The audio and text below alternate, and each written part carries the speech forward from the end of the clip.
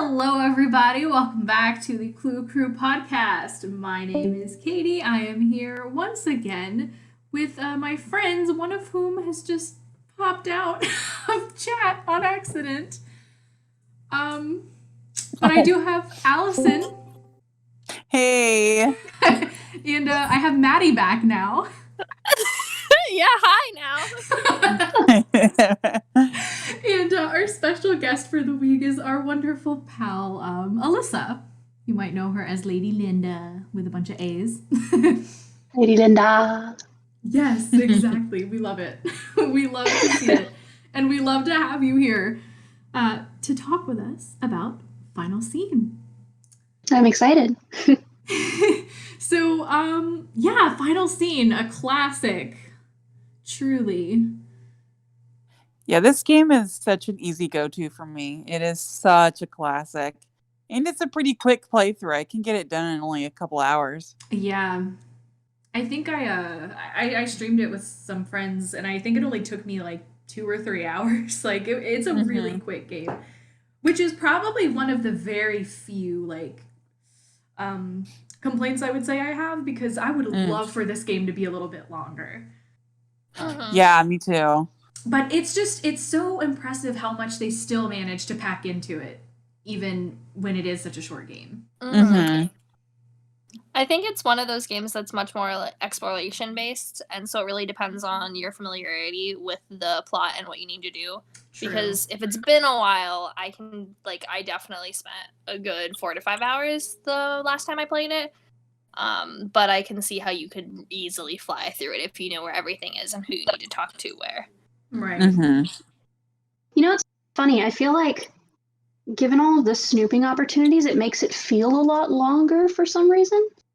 Like, I know when I played it recently, it only took 2.5 hours, but it felt like I had been sitting down all night playing the game because I was so invested in the small commentary that was happening on the sidelines. Yeah. So they, like you said, they really made everything packed in, but it was very eventful but short still, which I actually kind of enjoyed.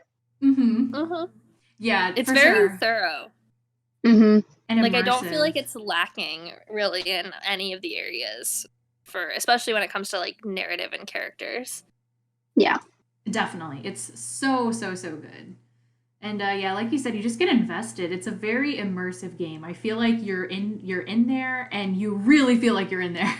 Like, it's so good. I think it's one of the ones that really feels the most grounded in a way. I mean, it just feels like a pretty overall believable, realistic game, and I think that's part of why I love it so much. Because I think the reason why. Sorry. No, you're good. Go ahead.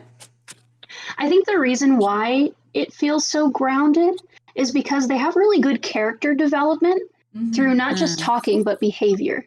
So what I noticed is that, for the press conference, we get character development for Simone, because she says, we wish we were here to celebrate the grand opening or the Brady's performance, but we're just here to celebrate Maya instead, or to find Maya instead.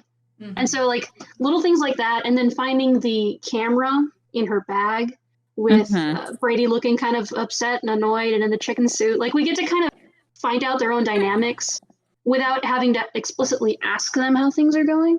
So, like, when you see the book in Brady's room and he's just doodling, like Sunny June doodles, talking about how he wants to kind of be the captain of his own ship. Just stuff like that makes it feel really grounded. Yeah, you're right. I never thought about that, but that's completely true. You really learn a lot about all the characters, like, indirectly. And I think that contributes to the feeling that you talked about, where you just feel very invested. That's so true, because even like with like Nick's backstory with his grandmother, and like kind of it leads you to learn more about, like, not only is he an activist, but like why this one feels so personal for him, and like how that ties into his backstory and, like, what he values. And then also, like, with Joseph finding out about his brother passing away, like it brings in more like motivation for each character. That way they're more than just like a one-dimensional, like, oh, I'm just sassy, or I'm just, the old guy, like there's a lot more depth to each character. Yeah. Definitely. And it's like you find out more about them Mm-hmm. secondhand, which again, it just makes it feel more layered, I guess, because you're learning more about them rather than just what they are willing to tell you up front. Mm-hmm. And so it's And really it's interesting because I feel like the characters are pretty, like they took a bunch of different stereotypical kind of characters, but made them feel more personal. Because of course, you have the bitter agent, and then you have the fancy superstar, and then the old guy working, in the theater. And then you have the person wanting to keep the theater alive, but I don't know, like it seems so like simple and basic, but for some reason it seems original still. right. Yeah, I would almost argue that it's one of the best cast of characters across all of the games. Mm-hmm. I just like their dialogue is so great, and it's so multidimensional, like you guys were talking about. And it's more than just kind of like you were saying, Alyssa, their general kind of like archetype as a character. Like you really feel what they are, like they feel. And you kind of go on different journeys with each of them, whether it's kind of teaming up almost with Nick Falcone as you kind of hear about his story, and then he wants to help you, and it's kind of like this mutual beneficial relationship, or if you're with Brady and you kind of are like, he seems really helpful in the beginning, and then like you get more angry with him as time goes on. So it's really interesting and well done. I think that Brady is a much more interesting character than people like think initially when you play the game, because it's so easy, like when you talk to him, to just kind of, like Alyssa mentioned, just stereotype him into that box, where it's just like, oh yeah, he's the self-absorbed, like money hungry superstar who doesn't care. But with the things that you gather about him, he's actually a lot more layered than that. And I don't like condone a lot of what he does in the game, obviously. But it's just really cool to me that there's so much more there, in the sense that, like, you do find out that he's definitely under the influence of Simone, and you can see that he's struggling with it a lot. With like his self-help books and how he wants to be more independent, but he feels like he's trapped. And I just think that's such an interesting angle that gets overlooked a lot. He gives me himbo energy. Interesting. Yeah, I think that's a good point, because like Brady could enter in, like it'd be very easy to have him enter into that territory of just being one-dimensional, because that could be,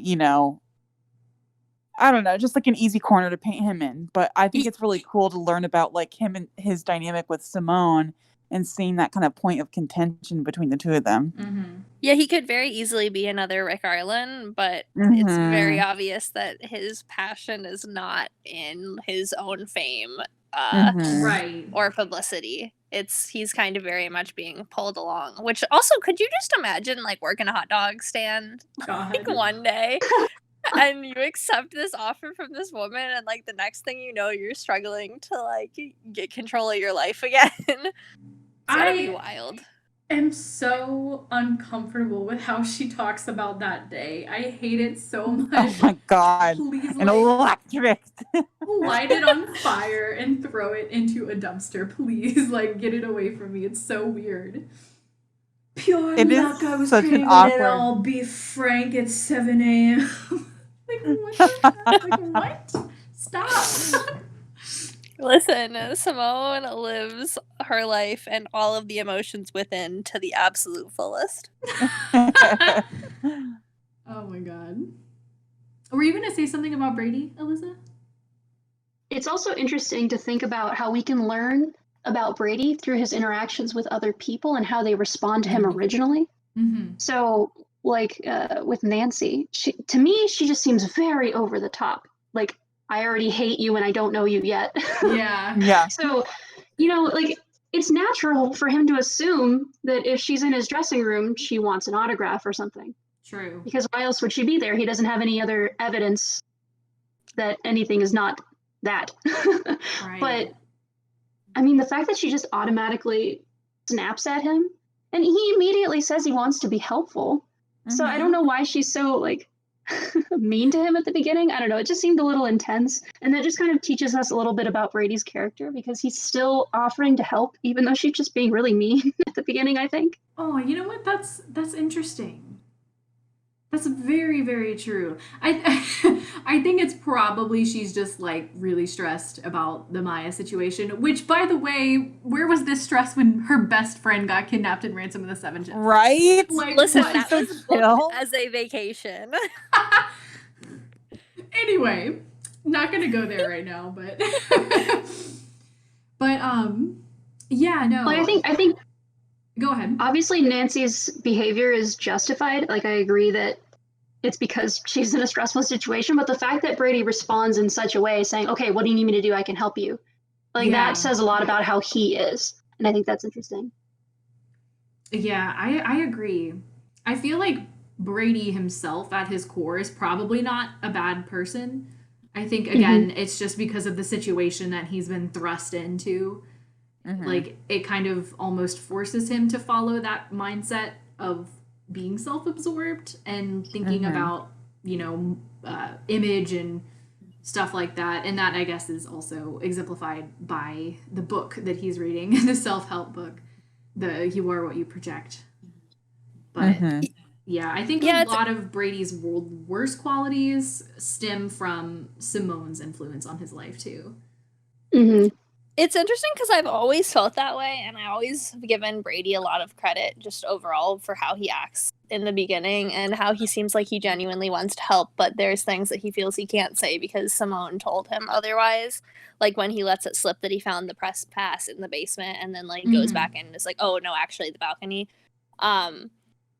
But this time around, the problem for me, I think, on this playthrough is when he finally does stand up for himself, and it's in such an overwhelmingly negative light. And that is, to get himself, and it could be, as a grab for freedom, right? So Tinseltown is, his way out of Simone's clutches, potentially. But his total unwillingness to even just be like, we're gonna pause it for a few days. He's like, no, Nancy, I'm taking charge. I'm captaining this ship. It's going down. And you're like, that was not a great thing to take away from your self-help book. That's part of the arc, man. No, I agree with you.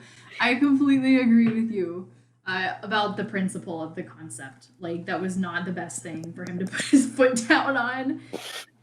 But I appreciate it as a logical next step to his storyline in the game.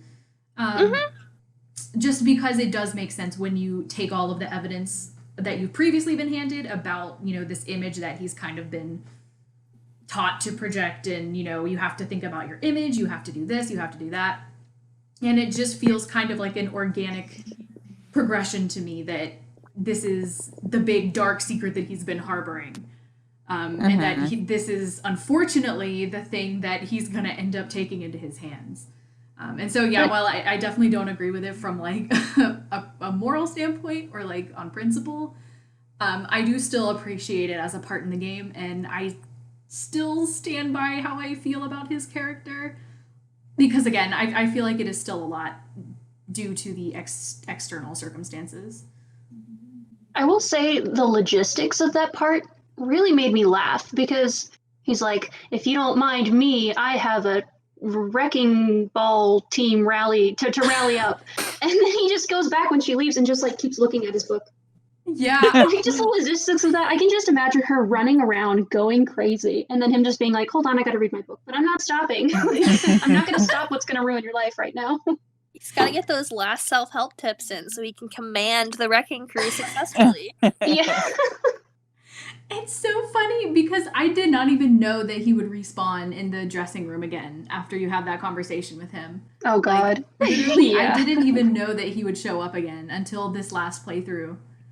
Yeah, when you accidentally click on him again, and then he gives you the whole spiel all over again, and I had to hear about Tinseltown twice. I was like, I get it, thank you. Want to hear about Tinseltown twice? I guess you're right. I just consider myself lucky. I just love her super dramatic, Brady, no! It gets me every time. I can't choose the other option. She's got a lot of iconic lines. I think so she's talking to him, and she says, wholesome, my foot. I was like, what? Where did that, what? So true. I think my favorite is there's like, what is it? Being groovy is no excuse for bad grammar. My favorite. Oh. It's like a perfect dorky Nancy line. I love it. It really is. What is the one that she says to Simone about, like, sounds like an invitation to the swamp of no return or something like that? Oh my god, yes. I remember that part. I don't know, but just the iconic I think your phone's about to ring is also just such a great exit line. It is. It's so unique. Thinking about that, how terrifying would that be if that happened in real life conversation and you were like talking about something that you cared about and they're just like, I think your phone's about to ring. I would just be destroyed, demolished. Like, it's just, that also tells you a little bit about how Simone is as a character because she doesn't give it a second thought. She's like, all right, bye, Fancy Jackson. Like, I don't even care. It is such a savage move, though. And the way her voice is, Nancy's just like, I think your phone's about to ring. Like, what a line. I agree with you, Alyssa. Someone said that to me and then walked off. I just feel like I was decimated there. Honestly, though. And yeah, Nancy's got some awesome lines in this one. So good. She does, because I was gonna say her other famous parting line is "Talk to you later, Brady." It's so clear in my mind at all times. Like, he could literally be talking about basic stuff, not annoying her or anything, and she'd still be like, goodbye, like, talk to you later. And he's just like, I don't know, it just felt so, like, intense to me. Like, even in moments of not as stressful moments, it was just a lot. Mm-hmm. Yeah. Sassy Nancy in this game is truly just a gift. Mm-hmm. I mean, what did we do to deserve that? Also, the other characters, too, just have really iconic lines, like, I'm gonna have to cut this short. Like, someone just stepped out of my wardrobe. Like, that's such a funny first way to see somebody. I know. And she says it so nonchalant, too. She's just like, someone just climbed out of my wardrobe. Right? And then there's Joseph, of course, where he's like, that projector's crumbling like a prehistoric cookie. Like, I can hear that in my brain. It randomly pops out at like 3 a.m, and I'm like, oh yeah, that's something that he said all the time. So true. Mine is the Eustacia. What's her last name? Andropov. When she's just talking with that accent, like, he was my cousin, and then they died, and now my husband died too. So I guess I have no cousins, and you're just like, okay.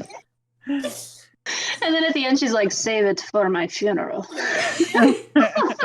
I have no idea why, but the one of hers that has always been drilled in my brain is when she's like, Vincent's jacuzzi repair. Cat's food coupons. I don't know why. It's like the most random part of her entire conversation, but it's just, for some reason, it's always been there in my brain. She just, like, even in that minor character, she seems like such a complete person as this exasperated old lady who's 96 and ain't got a lot of time left to be wasting. She's just done with you already. Yeah. I love it. She's truly a legend. Oh my god. So fantastic. Are we going to talk about Sherman Trout, who is a man of his word? Sherman Trout is a man of his word. Deep voice Ned! I really do love Sherman Trout for no reason. No reason! Yeah, he's just kind of lovable, and I don't know why. I think it's because he's so helpful. Like, I feel like in other games, people, when you try to get them to help you with something, they're always so, like, annoyed about it. Mm-hmm. Yeah, and rude. And then Sherman Trout's just like, yeah, okay, for sure. I'll get this out for you. And, you know, he just seems super helpful. Yes, it's true, because even the other characters who do end up being helpful to you, usually they're very reluctant to do it. Mm-hmm. But, I mean, you're right. Sherman kind of went out of his way, you know? He's like, well, I can't do this, but I might be able to do this for you if you give me your information. Mm-hmm. Like, it's so nice. You're just like, thank you. I mean, to be fair, though, he only does it after she's like, it's life or death, and, like, someone's about to die in 3 days. He's like, well, I guess I could mail those if I find anything. And you're like, listen, I need a little bit more pep in some enthusiasm here, please. Yeah. But he comes through. He does. He What does. a pro. Unlike the police. Bro. Oh, dear Lord. God. Why does Oh. Nancy not tell them the context of the phone call? Right? Right? Like, That always that's... bothered me. They explicitly say, like, that is already a ransom from the get-go. This is truly one of the worst phone contacts for me. Like, it grinds my gears. It really does. And it's so impractical, too. Like, we can't run after every kid that gets lost in the mall. Yeah, okay, but we're not talking about a kid. We're talking about, like, a 19-year-old reporter who... I don't know. It's just, you know what? It's fine. Well, okay. And also, being an avid crime junkie that I am, it is not a rule that you have to wait 24 or 48 hours to file a missing persons report. Right. It is a guideline, but it is absolutely not a law that you have to wait a certain amount of time. You can file a missing persons report immediately. All you got to do is pressure the police. You got to be like, nope, you need to do this now. But that is a myth. So that always bugs me when they're like, we got to wait. I'm like, no, you freaking don't. Ugh. It's so disgusting. It really is. I know. Wait, Especially really? with there being a time limit. Like, hey, this place is going to demolish in literally 3 days. Can you kind of get your butt together? And they're just so happy to operate on a maybe, Mm-hmm. It's unlikely that she's in the building. Okay, but what if she is? Like, that's not a risk that she can afford to take. No. What really gets me is the line when he finds out that Nick Falcone is there and he brings up the past one. Oh and my then God. he's like, listen, I'm not willing to, like, go out and risk me looking silly in front For of him. a And girl's it's just life. like, you clearly don't care. Like, you have a list of priorities and Maya is nowhere on them. Ugh. I hate that. Pisses me off. But I do love the line where he's like, is he involved with you? Are you involved with him? I'm like, yes, please.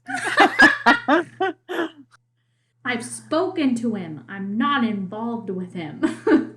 Nancy, but you could be. Oh no. Listen, not with the wholesome Nedsy content that this game provides. In the Very early true. days, yes, early Nedsy was actually like a Really healthy sweet and relationship. pure. What a concept. This- So pure. This is the game that I associate most with their relationship. Like, Aw. this Yeah. is what I think of is, like, when I think of them is this interaction, the interactions you see in this game. I don't think I don't really remember- in this game. Oh, it's just so cute. They talk about the key to each other's heart machine and, like, Mm-hmm. making a key for Ned, and then he, like, tells her he loves her and wants her, and it's just, He's like, so all, like, sweet.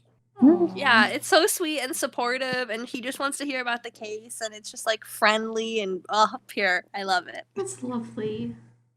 But sorry, Alyssa, I didn't mean to cut you off earlier. It's okay. It's also the fact that he's just so ready to talk about the suspects, and so he's like, okay, lay it out for me. Let's get down to business. Okay, tell me about each one. Let's talk about it. And that just seems like that's the ideal Nedsy that I envision. Mm-hmm. Like, I imagine her, like, having hour-long conversations with him where she's just explaining the case and he's saying, okay, maybe this connection you didn't exactly find initially, but could that be a possibility, and kind of talking it through with her. So, like, it shows that he's competent in problem solving too. And it's just nice that they kind of work together. It kind of puts them on a little bit of an equal footing. Mm-hmm. And he's also just so like assured that she's gonna solve this case. Like, he's just such a hype man, and it's so adorable. Aww. And the fact that while she's so stressed out during this case because there's a time crunch, he still answers the phone with, Ned Nickerson's pizza pies. What can I get you? Yes. He's trying to lighten the mood a little bit, and that was just the cutest thing. I loved it. Sweet.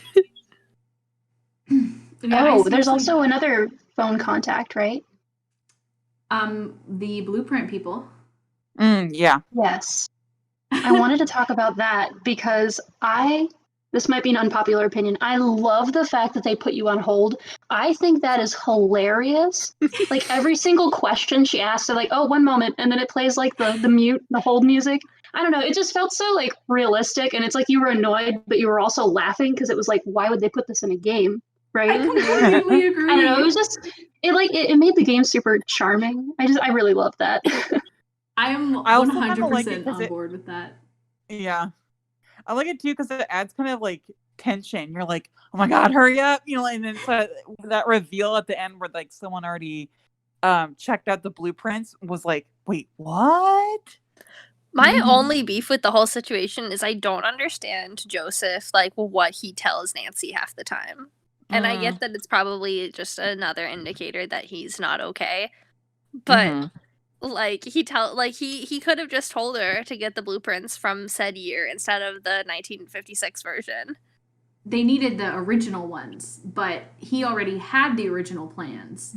Yeah, that's what I mean. So he never needed to tell her that, like, he specifies, don't ask for the 1956 ones. Make sure you get the originals. Okay, but see, that's why he did. Alyssa, you and I talked about this, right? We did, yes. He's feeding her clues, but he's 2 steps ahead every single time, and it's so creepy. Are we getting into Joseph now? Is that what's happening? That's because I'm heated. The longest discussion of this podcast, because, oh my god. That's the thing. He's able to get away with, oh my god, he's just a crazy old man who doesn't know what he's talking about. But he knows. He planned this shit out. He was so thorough about it. He didn't plan to kidnap Maya originally, but he was actually able to shift his plan in all of the ways that would end up working out for him. And it's just, anyway, go off, Alyssa, go off. Yes. Okay. A list of things he did that creeped me out. All right, so. Spill that tea. Evil. Yeah, so he starts by telling her to find the map, but he says, or he thinks to himself, I'm assuming, oh, she's not going to find it because I have it. And then he feeds her small details throughout. So he shows the press pass and says, oh, hey, we found this. Brady found it. And then he frequently tells her, like, okay, go home, go to sleep. I'll take care of everything. And so, the fact that he's giving her all the details and like giving her resources to figure out how to solve this crime makes Nancy feel like, oh, okay, I'm safe with this guy, right? Yep. Wrong. Oh yeah, he was the biggest betrayal of my like childhood years. Was finding out that Joseph was not my buddy friend. That I had like legitimately was like, yeah, this dude is my friend as I played this I was heartbroken when I played this game at age 10. And then you're like, what the hell? Okay, yeah. Sorry. And I mean, also, he gets her stuck in the little secret passageway thing. But then he says, hey, I'm here. Let me help you out. And then he gives her WD-40 to like open the little puzzle thing to get out. So like he traps her, but then gives her something to get out. So it's almost like, okay, he's still on my side. We're still good. And then, oh my God, the creepiest line ever in this game is, do you think the premiere will sell out? Oh my God, yes. It's so like, he just sounds like maniacal. Like it's crazy. Terrifying. Okay. That always gave me so much chills because like it really shows how unhinged he is. Right. I remember that reveal. Man. Oh my God, the reveal of it being Joseph always made me scream because he walks out, which like playing it this time, you're like, oh, it's a lot slower than I remember. Because when he first comes out in the demolition scene, I played it with my mom and my sister for the very first time, and we all screamed. And oh yeah, and it like that last scene is so creepy because it's just like this guy really is not completely all there. He's completely become unhinged. Right. Mm-hmm. Yeah, it kind of like.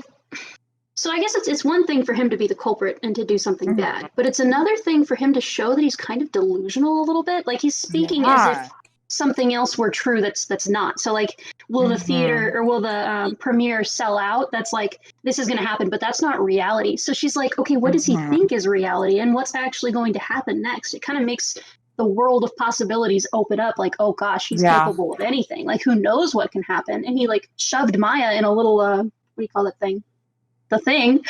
Yeah. Like, I don't know. It's just all around like, oh God, what's he going to do to me? Yeah, that whole thing is terrifying. Yeah. Also, since we talked about it, now I'm just thinking about that entire sequence with the magician's room and all of the links that Joseph went to. Like, okay, so she gets down there. He traps her in. He traps her down there, first of all. And then she gets down into the passageway, and he helps her get into the magician's room. He's like, "Oh, here, here, take this, hurry!" And he like puts his face right up in your face. Oh, that creepy image. Oh Anyway. God, Horrible. cursed image. Cursed. My sleep paralysis demon. Yes. Everyone talks about Ethel, but no one talks about Joseph. Right? Oh my God. Right? That one, and the other one for me is when you come out of the phone booth and he like is like, "Hello there, I'll take care of it, Nancy," and I'm like, "Where'd you come from?" Oh my God, yes, because for Yeah. some reason the audio is so much louder at that part too. And you're just like, what? I heard the whole thing, Nancy. You're just like, You're like, oh no. Just think about Joseph like literally standing outside the ticket booth with his ear pressed to the door, listening in on your phone call. And Nick's like, "What you doing?" I think Nick's gone at that point. Yeah, I don't Oh, think he's wow. there. Yeah. That would be funny though if you were. That would be great. But anyway, Man. right, so the whole magician's room process. So the steps that Joseph goes to is he traps Nancy down there so that she can't get out. Then he gains her trust by giving her something to help her escape. So she gets into the magician's room, and then she gets out, but Joseph has rigged the door with electricity to trap her again. Yeah, that's what I don't like. There's a lot of things about this, but the electricity is like the most like terrifying part. Like, what was he trying to kidnap her too? Was he just buying himself more time to like hide Maya? I don't know. Yeah, She just, before this happened, she literally just went into the little magician's box thing and said, "Rubber is shockproof," and picked it up. Like, how would she have known that she would need that, like, moments later? Right. Right? Like, They they could have actually made her pick it up earlier or something. Like, that would have been a little bit more organic. But it was just so, like, oh, we needed to put this in here to solve this little puzzle. I think, well, so you can go back to pick up the gloves. So I think the thinking is that you would have gone out first and seen the electrocution, like, and then you would come in and she would have picked them up. Yeah, but it's like, if you're in a new location, why are you not going to explore it? Yeah, like, no, I definitely agree. I think it would have been a lot more natural if they just let her pick up the gloves maybe without the comment if you haven't already seen the electricity. Either that or just make it so that you can't click on the gloves until after you see the electricity. Yeah. Yeah, because if they didn't have her say, rubber is shockproof, then then we wouldn't have known to use them for that puzzle in the first place. Yeah. I'm gonna be honest, I still don't know how comfortable I would feel about touching that gate. Yeah, no. Oh, God, no. Right. I will say I do love that puzzle, though. I love the puzzles like that. Like in Train, too. When you have to, like, wait until everything is pushed down. I love those puzzles. Yeah, me too. My short-term memory does not enjoy them. Same, Katie. But my heart enjoys them, but I always, like, you get down to where you only have, like, two or three left, and I mess it up, and I inevitably forget the order of all the previous buttons. And then the moment when you're lucky and you guess like 95% of it, and then the last button is like, oh, I messed it up, so now I don't remember the whole thing. It's like, this is unfortunate. Literally.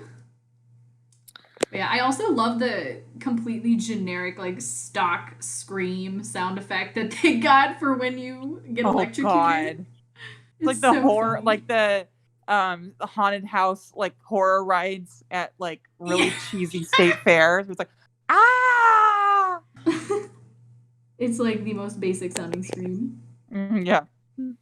Interestingly, I think, well, Manny, you kind of said earlier about how most of this game is like exploration based, rather than actual puzzles, which is probably another reason why I love this game, because I do prefer the ones that focus more on the environment and exploring and finding clues and figuring out what to do that way, rather than like standard puzzle screens. But it is interesting how many puzzles, like the puzzles that do exist are generally like very basic, or else just require not an external element, but like, the safe where you have to turn them all to spades. Like, are you just supposed to know to turn them to spades because of the card machine or something? I don't know. Sorry. No, you're good. I was just gonna say I thought it was just like one of those trial and error things. Yeah. But see, that doesn't make sense to me either. Because it's like, why? I don't know. And like, then I'm just not the kind of other thing person who's is- going to mess with stuff if I don't know what I'm doing yet. Like, if I The can other tell things- something's a puzzle, I'm generally not going to mess with it until I feel like I have the pieces that I need. Anyway, So I'm sorry. if you flip through, no, you're good. If you flip through the different blocks, I also only think spades and maybe hearts are the only ones that every single block has. So they're the only Mhm. one that could be universal. Actually, I Wow. think I'm the kind of person who loves those kinds of puzzles. Like I don't like having to go back and forth as much as I do just kind of like, okay, what can I use in my immediate environment to figure out what I'm doing? I just think that's so cool. Like that's like for me, I'm the kind of person who just messes with something until it works. It's like trial and error, trying to, try every option. The opposite of me. I love it. Yeah. That's cool though. I actually do like those types of puzzles though, where you just have to like click on them and it'll affect the other ones, and you have to just keep going until you get it right. Mm. I don't know. I do enjoy those types. Mhm. I think it works a little bit more for me in some of the contexts of this setup because the theater is so old and like you're kind of uncovering things that aren't really linked to how the setup is. And so it doesn't bother me as much that they're not like explicit clues for things because it's more natural that you would just be like in such a frantic state willing to try kind of anything and everything in a lot of the Mhm. circumstances. Yeah, that's very, very true. That's a good point. Again, with It's the just convenient for realism. Nancy. Oh, I love it. I have an appreciation for that now. You're completely right. Like, that is definitely like the kind of thing that, you probably wouldn't just find the solution to sitting around. Especially Mhm. just because it's gone through so many different generations of hands. Like, I even feel that way about the book that you uncover in Brady's dressing room, right? That's, like, clearly from some time way, way before. It is just someone lost the key along the way. And so that information wasn't available anymore, which is why no one really knew about the, like, the cages and the secret tunnel underneath. Other Except for than Joseph, Joseph. because he saw the blueprints. Yeah, And Joseph nothing has kind of also led been you to there that. for It's just, like, years. you were rifling... Oh, sorry. No, you're good. I was just saying that Joseph has also been there for years, too. Yes. Right. Mm-hmm. But it's just kind of like rifling through the layers of history that exist in this space and this theater. Mhm. Really cool that you could use that book and work the mechanics behind the scenes of the magic acts that were going to happen. Like I just thought that was really cool. Like, oh, okay, this is what they do up there in the dark behind us while we're actually watching the Mhm. magician show. I don't know. It was just kind of cool to get that perspective. I felt like I was, sneaking around doing something that I shouldn't have been doing because, they always say, don't go up there, don't be near that, don't push these buttons. And I don't know. Felt like I could be a little mischievous. Agreed. I have that song stuck in my head from this game. Which Yeah. one? That Oh, that song. That one. Yes. Dun, dun, dun, dun, dun, dun. Yes. So good. When I thought you were going to talk about the jazz one, the Pink Panther. the infamous jazz game. Oh, Oh, yes. so fun. Do, do, do, do, do, do. I've said this so many times, and I will say it again with my chest. If you do not dance while you play that game, and if you do not occasionally go back, even after you've won the thing, to play that game and dance again, I don't trust you. I agree. Like, you have I to always enjoy think- every moment while you're in that game. I love it. That game always makes me like do this like little tiny like little jig in my chair like. Dun, dun, dun, Mhm. You have to. It's just so fun. I love like- it so much. It really lightened the mood. She's like, oh, I gotta figure out where my friend is. She might die. But as long as I can sit here for a couple moments and just kind of jam out, Right. Mhm. Can we dedicate some time to the press conference and just like what exactly was said? Because I feel like those are just yes. too interesting to ignore. Oh, absolutely. Charm song. Have you ever considered growing a mustache? Important questions. I love the way he says it too. I love that Good he charm comes out song. after all of the like kidnapping questions. Mm-hmm. Like he's like, you know what this needs right now in the middle of these questions? Something a little lighthearted. Have you ever thought about growing a mustache? And then the what is it? The chicken suit or curly wig? It's like, what does this have to do with anything? Like, I'm snooping, but it doesn't seem very useful. That's just why it's so funny to me. Just extra information. Gotta love it. Okay, but chicken suit or curly wig? Ooh, Chicken suit. Chicken suit all day. Yeah. Yeah. This 100%. scowl is so iconic. It really is. However, I do prefer the way that the man says curly wig. So true. See, I can see both sides. Strong arguments for both, honestly. I do love that scene though with the press conference. I love that you get to sit in there and like just overhear what's going on, because like really you're in there a lot longer than you need to be. At some point it does start going like, but it's nice to kind of be able to sit through and hear everything that's being said. It makes me feel like a big snoop. Same. Yeah. The fact that if you leave, you'll miss out on what they're saying. I think that's super cool too. Like it's something that you really have to watch out for. It's not like it's like a planned, you're going to be there for this whole conversation because it's moving the plot. Like it's just extra, like, kind of gives you character development, like I was saying at the beginning. And realism. Yeah, absolutely. I love a realistic game. About like, right, it is. I love it.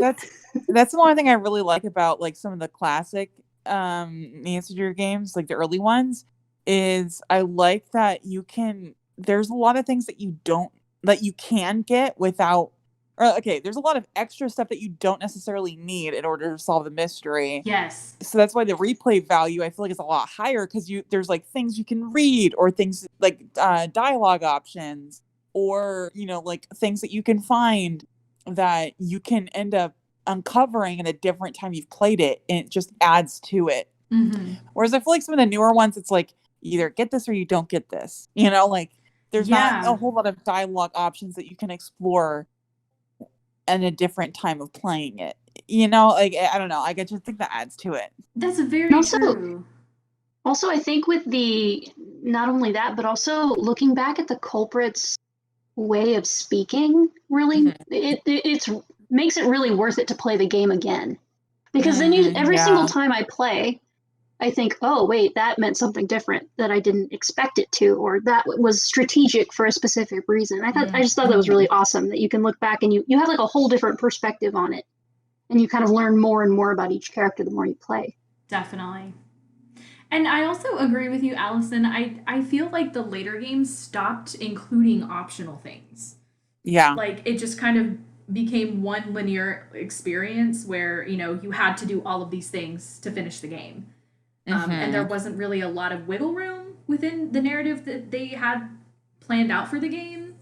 But so, that's why I really like that element about some of the older games. How there were just so many, like, extra things. Like in Blackmore Manor Week, we talked about this too. God bless. Yeah. My fave game. But like how there are so many like optional things that only happen if you play the game a certain way. And so it makes replays even more exciting because you don't know what you're going to get. And I would say this one is another game that is really good about that. Final Scene just has so many optional scenes, especially right there at the end, like on day 3. There's so much that you don't have to do. Like, I can't tell you. I went for years, actually. I got these scenes, of course, originally when I played the game. But I went for a good couple of years where I never got the package from Sherman Trout because I just didn't talk to Nick Falcone on the 3rd day. And I also never went into the men's dressing room, so I didn't get to snoop in Brady's bag and get that whole confrontation. Really? Wow. So both of those things are completely optional. You don't have to get any of them to finish the game, or either of them, I guess. But it just adds so much when you do get them, and it really like amps up that feeling of, oh my god, we're at the climax. Like this is it. We're coming to a head here. It's so good. It's so good. And I also feel like a lot of the optional second chances are interesting, and sometimes they took me a while to figure out how to get away from the second chances. Like, like obviously you don't have to make the mistakes I did, but you know, when you're trying to fix the lamp and the projector, and you're thinking, okay, well, we're running out of time, so I'm just going to do it quickly before the people come to pass through to make sure that I'm not there. It took me probably 4 or 5 times of the second chance to realize, oh, I just turn around and step in the closet. That, and then also trying to use that old key in the door to where Maya is. I never even realized that behind me was that safe that you could unlock with the key to get the, 8 different keys. I just think it was really cool that there were a lot of different, like, small things that you had to realize in order to get to the ending. Yes, the bait and switch with that door at the end. You have one unused key in your inventory from so early on. You're like, I got this. And then the game's like, bitch, you thought. Smack. You thought you knew what you were doing, but oh, you did not. No. And they're like, here, have 10 keys. And that just adds to the time crunch. Because, the fact that you're just like, oh my god, I have to rifle through all these keys and figure out what I want to take and what's happening. They're all slightly, like, similar colors. Yeah. Yes. Like, different enough where, like, you can kind of see the distinction, but, like, they all blend. Oh, it's so hard.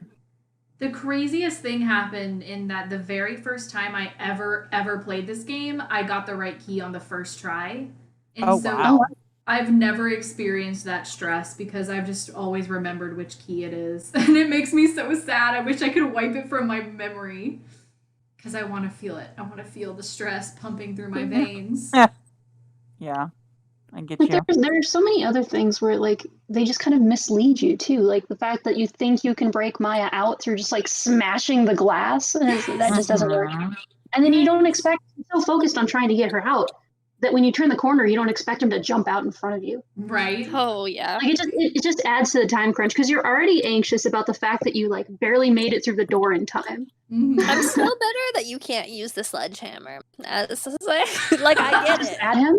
Yeah, but I feel like at that point, like, that is the most logical option, not the flash paper in your inventory. It's true. Yeah. Especially because he, like, just totally backs away. Like, arms out. He's like, oh, yes, I must take 5 steps away. Right.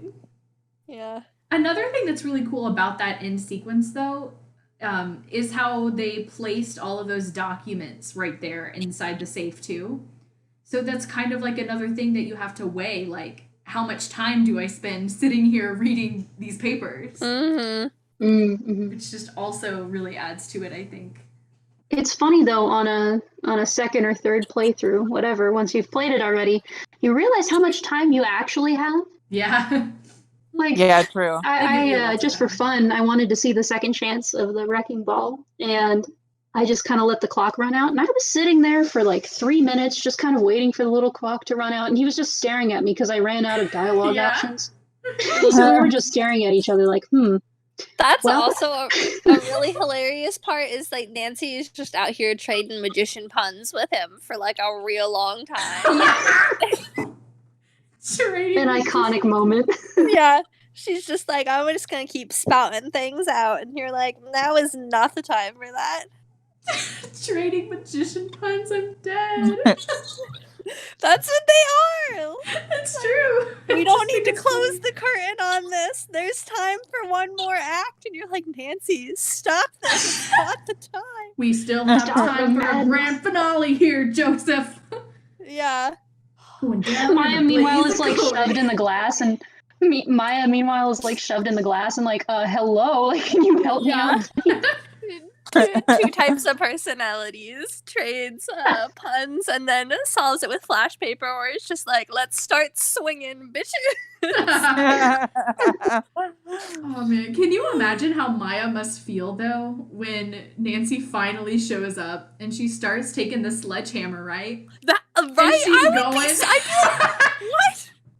Don't hit me, please. Yeah, right? But then on top of that, in addition to your friend, like, slamming this hammer, potentially shattering glass all over you, then you see her give up and she just goes, "This is useless," and she leaves. Like, she's like, excuse me.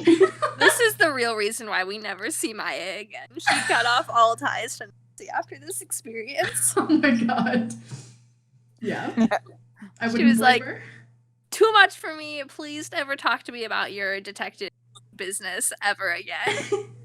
It's kind of a cutesy way, though, to end the game, that you use a magic trick. It's like, oh, wow, the power of magic. True. Right.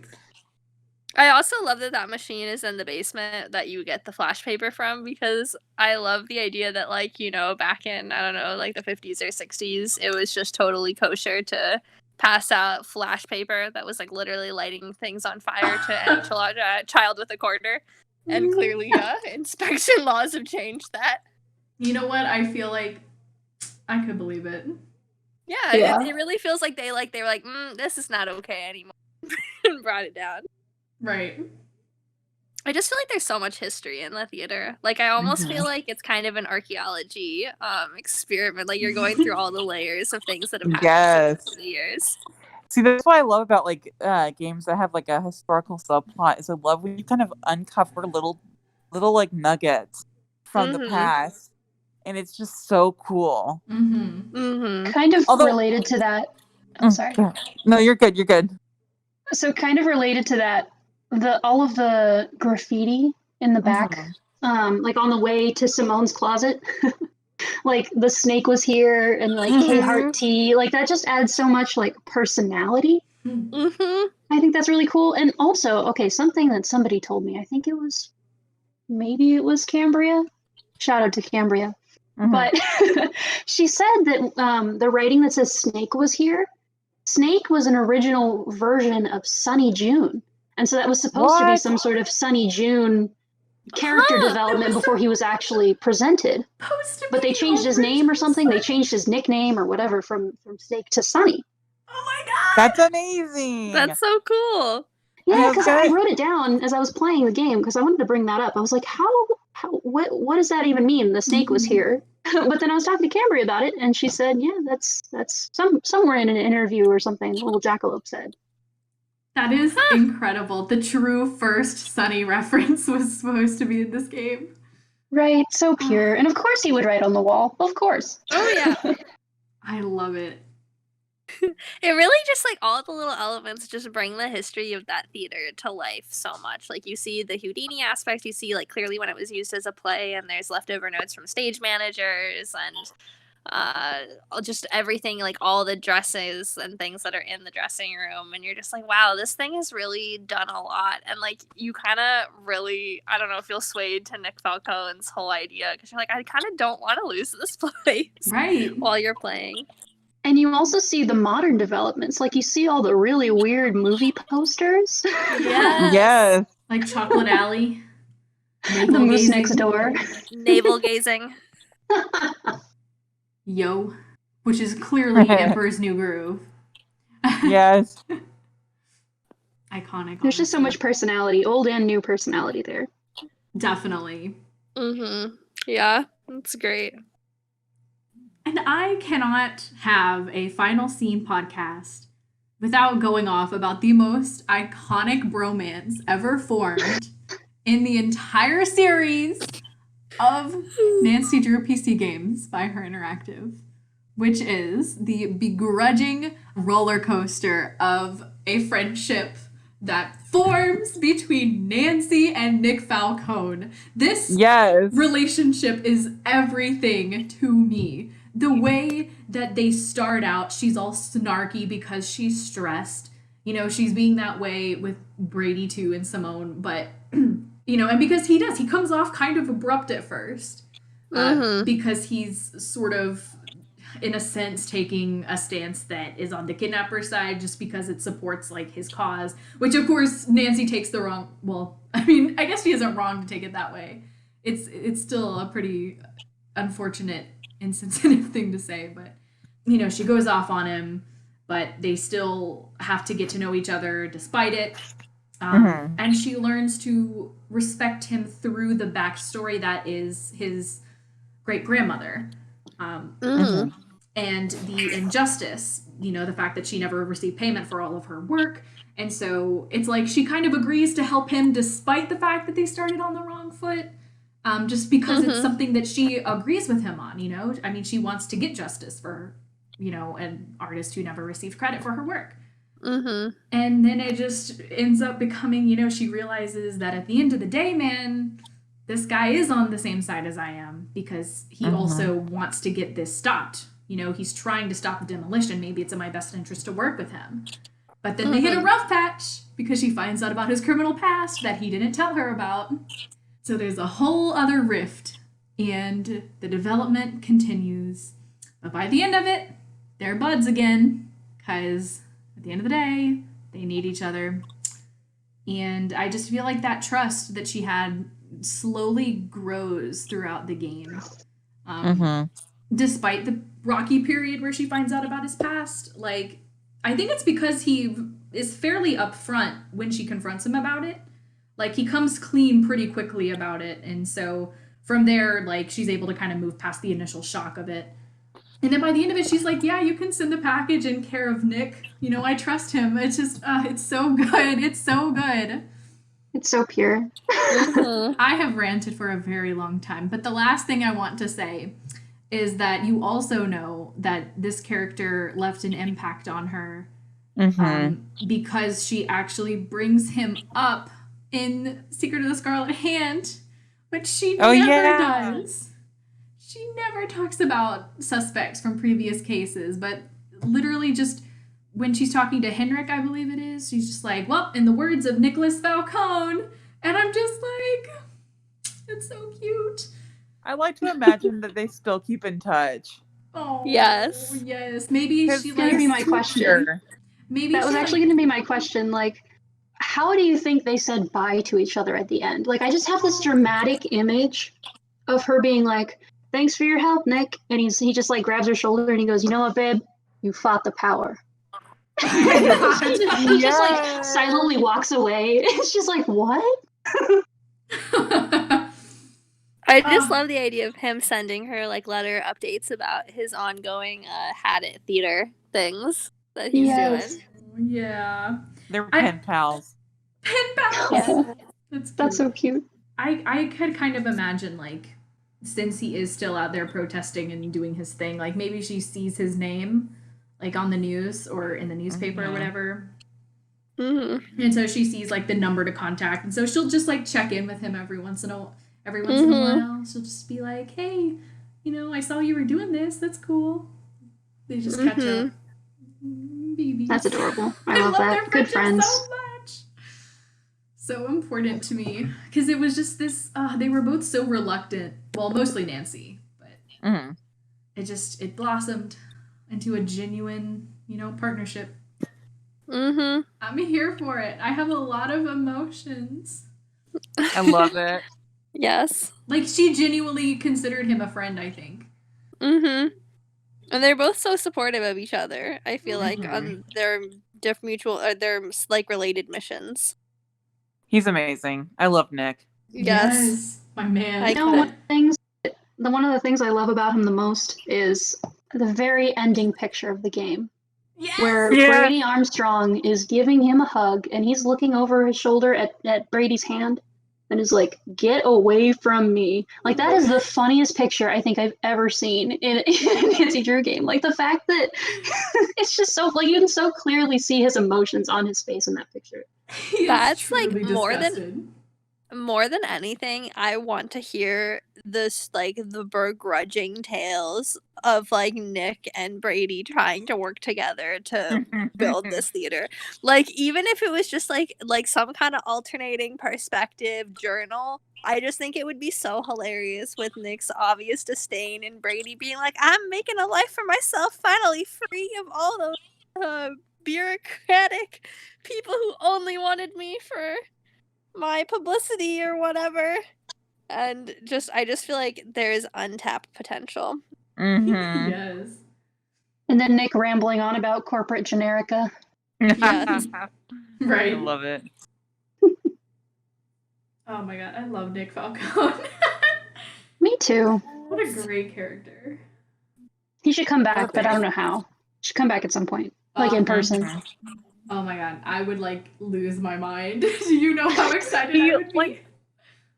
I'll send her an email. It makes me so sad. It makes me so sad when we have characters like Nicholas Falcone that are amazing. That would be a great phone character, but no, we get freaking Kano Balducci. I know. Right? Oh my god! Don't even get me started. Oh, it's so upsetting. Man. I will never be over that. It's weird too because he's like someone that would make sense to be called back. Right. I feel like. Like, anytime there's some kind of protests things happening involved, like, maybe he's got buddies, like, in similar veins of activism that he could give you the scoop on. Instead, in mid, you know how they're all protesting? Instead of that girl who sounded like she was recording her voice part in a tin can, it could have been Nick Falcone just standing there. Like, that would have been iconic. Yeah. Oh. Yes. Can you imagine? He's just like, yeah, I don't know. I just want to protest. Hey. I mean, it's still destruction of history. It's just not a theater. Right. There you go. And it was going to be a perfect sold fit for land development purposes. Corporate America. I'm telling you. He should have been there. I feel like he would eventually move on from Had It anyway. Once he realized what a pigeonholed, you know what I mean, area that the destruction of illustrious theaters is not a joke. It affects millions of families every year. Okay, you're right. I know someone made that as a post somewhere. I love it. That was me. Oh, great. Quality meme. So good. Can y'all imagine if Nick Falcone was like your contact for a case? I would be so excited. Oh, I would too. I'd call him just for fun. I'd be like, what you doing? Yes. Honestly. I feel like Nick Falcone and Dagny had the most potential to return. Yeah, very true. Like, I just feel like both of those characters, you could very easily, like, work into the plot in a way that felt natural and, like, of course we're talking to this person again. Like, why wouldn't we be in this situation? But yeah, sad days. Who knows? Maybe they'll come back. Who knows? We can only keep our hopes up. Not letting the turkeys get you down. Right? That is going to be our sign off for the night. Don't worry. All right, beautiful. Thank you. That is my one request. Not a problem. Well, anybody else have feels about Nick Falcone? Always. Oh, not about Nick Falcone. I just had a random thing. What's up? Oh, yes. Would you go to Tinseltown if it existed? I don't even know what it is. I'm so unclear. I know. What do you imagine Tinseltown to actually be and actively look like? Well, okay, my actual viewpoint of it is that it has, like, you know, the tinsel that you put on Christmas trees. It's just like a building covered in that. But I think the way he describes it is like a high-tech movie theater. I like the way you say it better, though. Yeah. I would, see, here's my thing. I would go to Maddie's Tinseltown. I would not go to a high-tech movie theater. Right. I mean, only going if Maddie's got it. Like, what if it's both?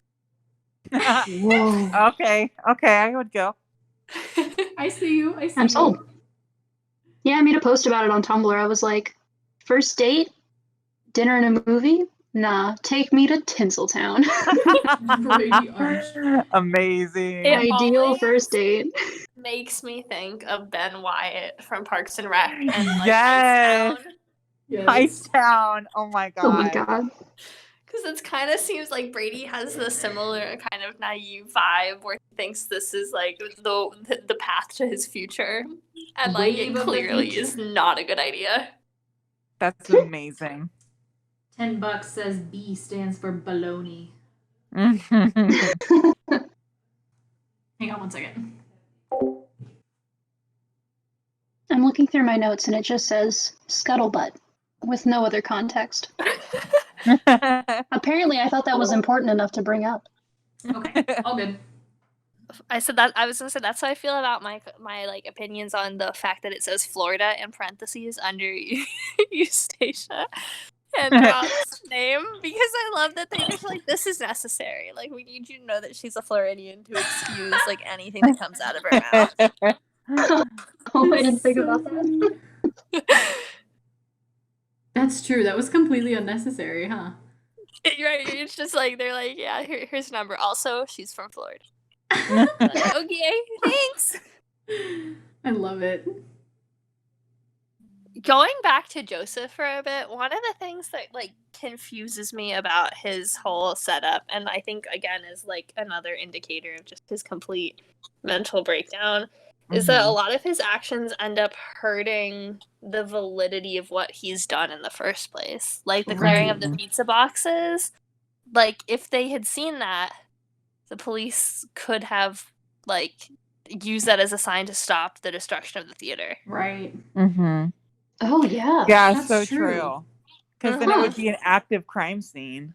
Yeah, like there's a lot of his cover-ups. I'm like, but wouldn't you? And I also, the other one that gets me is I don't know if he's the one that made the phone call demanding the 50 grand, because Simone is really upset about it. We're not upset, but she views it as like a failure. Like, I don't know what the word is. Like, it's not enough.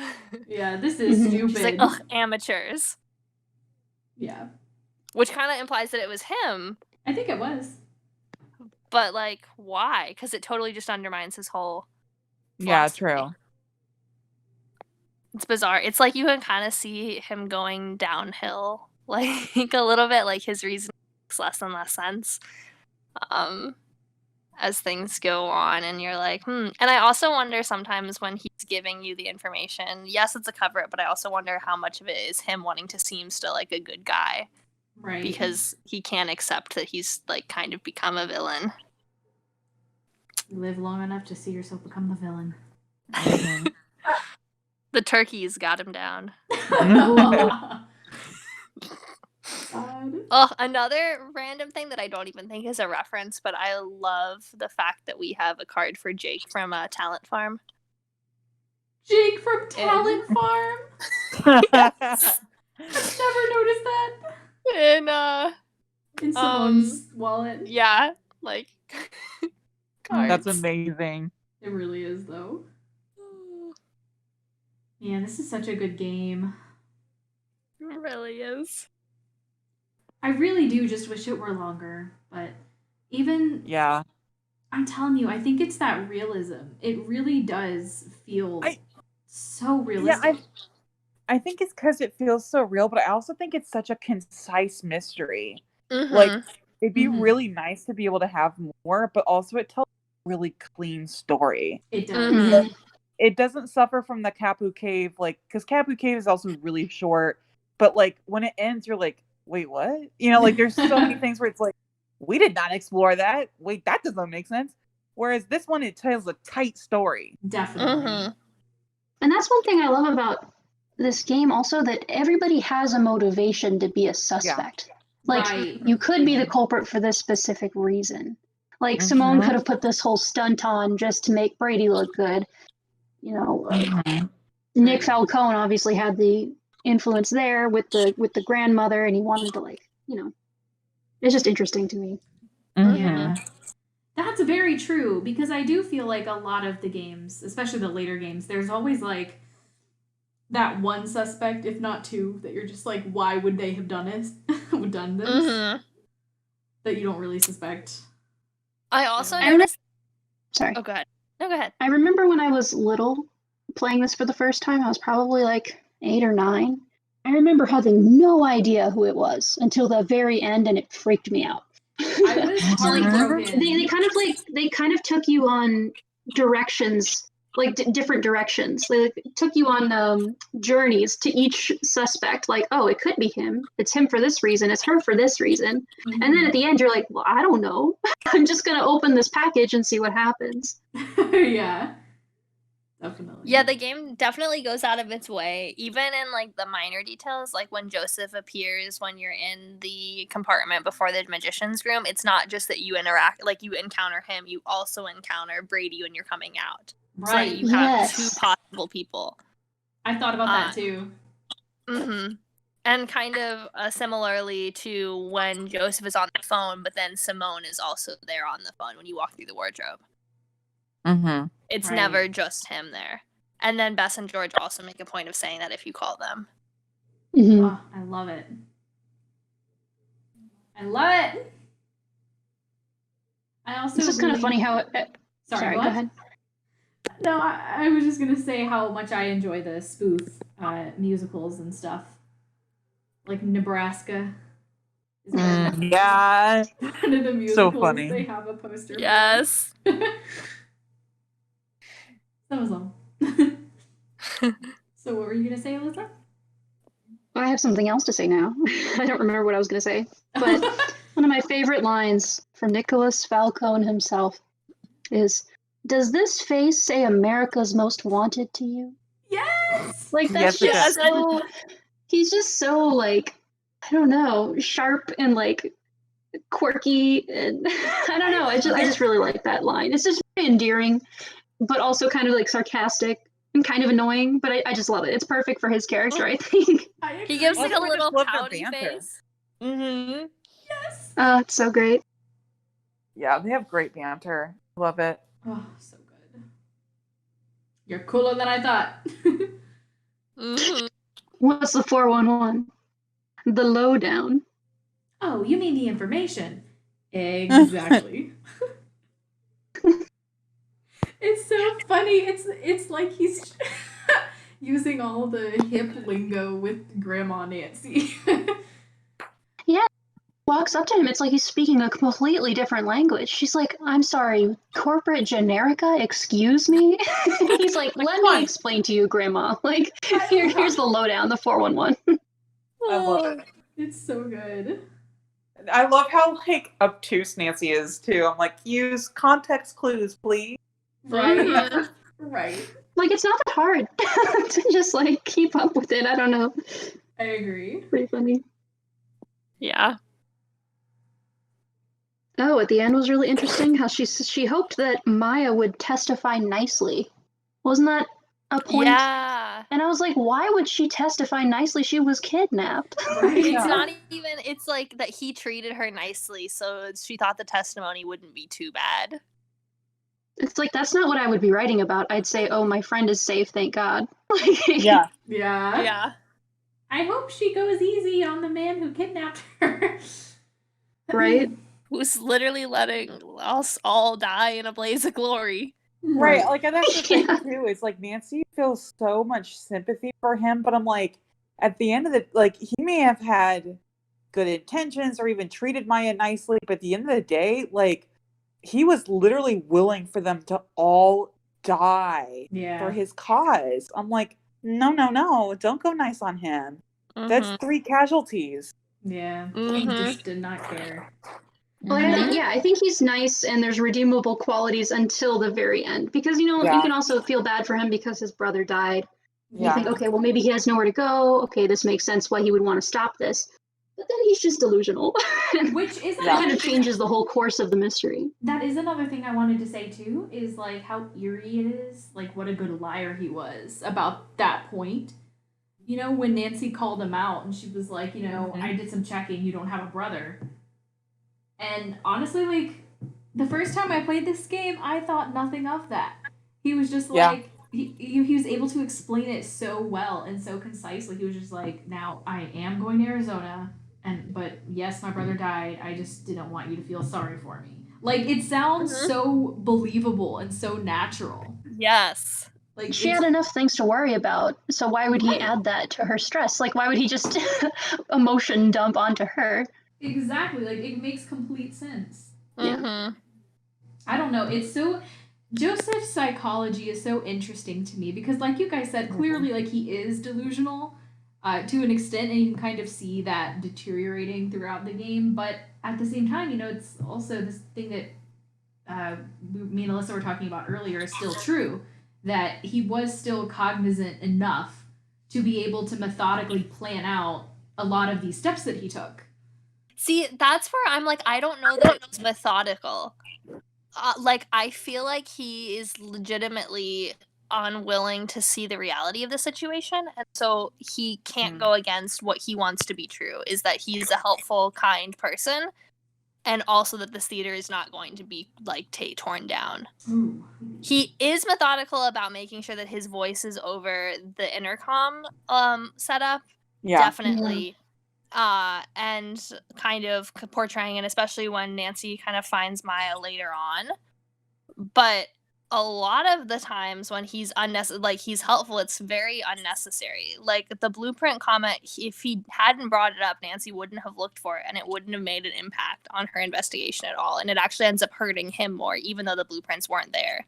Like, it just ends up wasting her time, which isn't beneficial when, at the end of the day, her goal is to prove that Maya is somewhere trapped in the theater.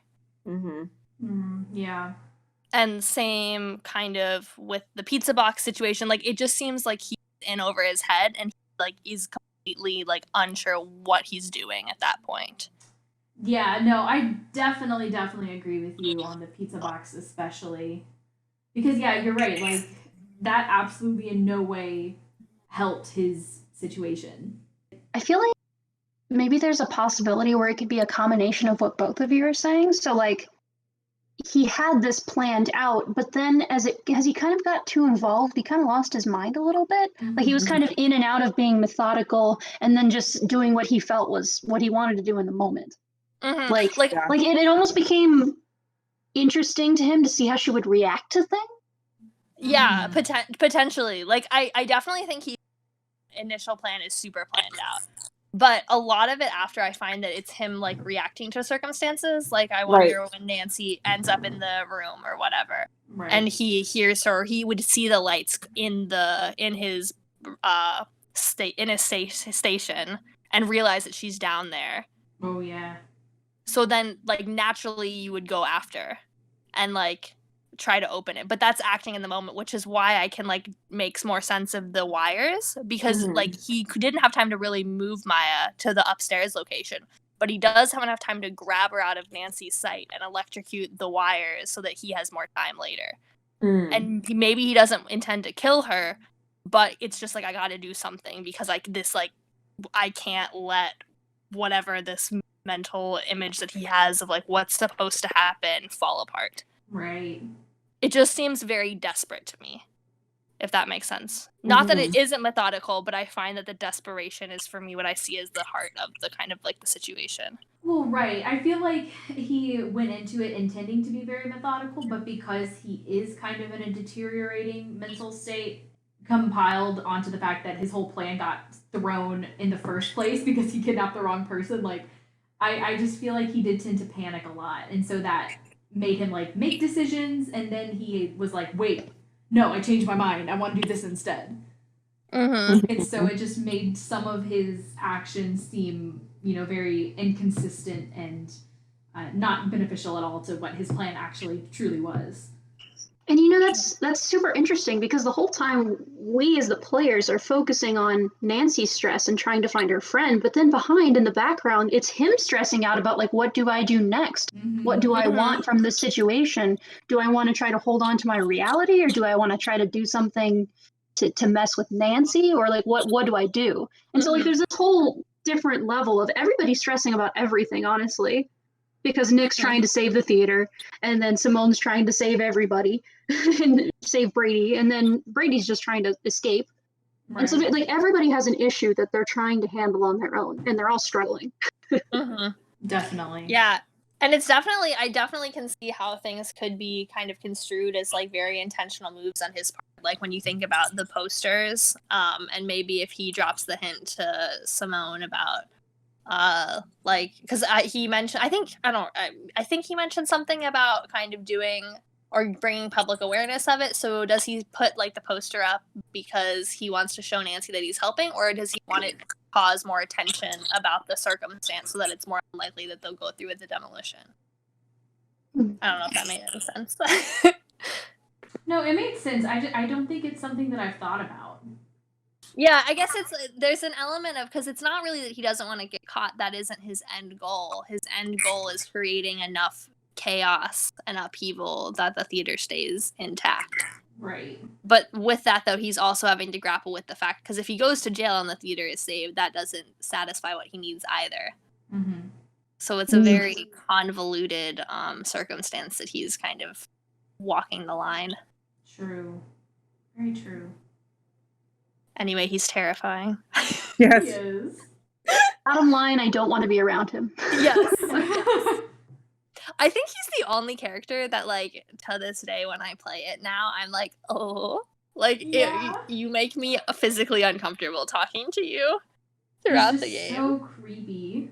I just love that. I love the vibes that come from this game because you expect it to be, because like there's a lot of sassiness, there's jokes, there's goofy people, all the funny press conference, but then at the end it's like it's actually kind of scary. Like you don't know what he's gonna do. Right. Yeah. It's just such a beautiful juxtaposition, you know? You're like, oh, I didn't expect it to turn out this way. Oh. I feel like it really gets you. Like, just such a well done game. I can't.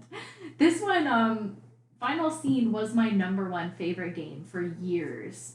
From the time I first started getting into these games, because Final Scene was one of the first ones that I played. Yeah. And it was my favorite, like right off the bat, as soon as I played it. And I kept it as my favorite up until a couple years ago when I was like, wait, I'm a hoe for Blackmore Manor. What am I talking about? Mood. But yeah, I think this is my second favorite game. Finished. Yeah. This one is definitely still up there for me. Yeah. Yeah, It's just so definitely top like maybe 6 for me. Yeah. Yeah. It's just so solid. Like, I agree with you, Allison. It's just such a coherent and like well put together plot. Definitely. And even though it doesn't have like a lot of the elements that I usually consider like my favorite parts of these games, but I still love it. Like, I think it's one of the best ones and definitely up there in my top 10. Also, the headlines at the end. It says, Geezer goes gonzo. Right. Yeah. That's just so funny to me. Like, you leave a terrifying situation, and then you read that, and you're like, huh, yeah. I feel like that happened. My favorite is the side headline where it says, Armstrong, do we still like him or what? Yeah. Because I mean, that exactly encompasses how I feel like I feel about Brady. I'm just not sure. It's Like, so true. And then later down the line, Jane's like, do you think he's dreamy? And she's like, that I need to unpack a lot of things to answer that question. Right. There's a lot to unpack here. I remember when I was a child, I used to like in Blackmore. God, I don't know if I was the only kid who did this, but when I was playing games, like I would pause my actual gameplay and just start like imagining scenarios or whatever. Yeah, me too. I don't know, like stuff related to the game. But so when I was a kid, whenever I clicked, not every time, but there was one time that I clicked on the poster in Jane's room and she was like, do you think Brady Armstrong is cute? And so I just like sat there at my computer for like 5 minutes imagining a scenario in which Nancy was telling Jane all about her adventure in the final scene and meeting Brady Armstrong, and Jane was like, oh my god, that's so cool. So yeah, I don't know. I might have been a weird That's kid, adorable. but Yeah, I did think about that too. I was like, oh, how would she break it to the little girl? He's kind of annoying, but he's trying to make. I can just imagine her like taking one of her pieces of paper from her notebook and just like showing drawing up a blueprint of Tinseltown and be like, this man had this plan, and this is all I know about him. oh. A big electronic smooch from Simone. That's another thing that for some reason I still have in my brain. Listen, Brady was a visionary. I can't help that Nancy doesn't accept his genius. Like Brady. I think Brady's a good character and like a good person in general. He's just a little misguided sometimes. I agree with you overall. Yeah. I definitely think he's done his problematic things. He's had his fair share of kind of effed up decisions, but I also think that he had a lot of outside influence that led him to making those decisions. And that if he were able to get away from it and get into a better environment, that he would become a much like better person in general. Because I think like that's who he is at his heart, but it's just a lot of crappy stuff surrounding him. Simone is crappy through and through. It's just Oh yeah. God. Yep. There is no saving that woman. I just kind of like that. I like how she's just so easy to hate. Yeah. Like, I love characters like that. Kind of like a Tino, where it's just like, they exist, but also it's kind of fun that they're there because it makes me mad. Yeah. It's almost like they're comically hateable, you know? Yeah, it's like almost like a caricature of like really intense emotion towards somebody. Right. It's hilarious. They're like the embodiment of what I don't want to be. And the fact that she bought the wreath for the press conference, that was just brutal. I was like, oh man, I didn't know that she would go that low to make Brady famous. And complaining that it was $300. She's like, it better have been tasteful. It was $300. I was like, why are you dropping $300 on a freaking wreath for someone who's not even dead and we don't want to die? Like the publicity. I know. She's very redeemable. Not good enough. I also appreciate the Royal Tower reference where Nancy can be like, I'd rather be crushed by an elevator. Yeah. She's like, LOL, just happened to be last. Haha. Been there, done that. Right. I wish I just had like an endless mental encyclopedia of all of the great quotes from this game. Yeah. There are a lot of good ones. But did you guys have anything else you wanted to talk about? I don't think so. I think that's it. Did you have anything else, Alyssa? No, I think I'm good. All right, awesome. Well then, time for our awkward outro time. Always a treat every week. Oh, wait, our sponsor. This episode has been sponsored by Ned Dickerson's Pizza Pies. Yes. I had to do it, I'm sorry. Please don't apologize. I really appreciate it. Ideal. And Sherman Trout, who is a man of his word. Yes. Thank you. 100%. And Eustacia. We're still waiting. Oh, yes. Sorry, I was gonna say we're still waiting on Sherman Trout's payment, but we know it's good. It's coming in. Well, he doesn't have his name out anyway because he's a man of his word, and he will pay us back eventually. Yeah, exactly. He's a man of his word. I love it. Lordy. Oh my god. Well, anyway, this game is great. One of the true classics. Indeed. I also feel like this game had an advantage in that, like, it was one of the original games, but it was at the tail end of what is, like, the original game. So they kind of had a little bit more time to, like, tighten up their system. And so I think that this game really benefited from their prior experience in areas that I think maybe, like, Message in a Haunted Mansion and Treasure in the Royal Tower were still kind of, like, figuring out what they were doing.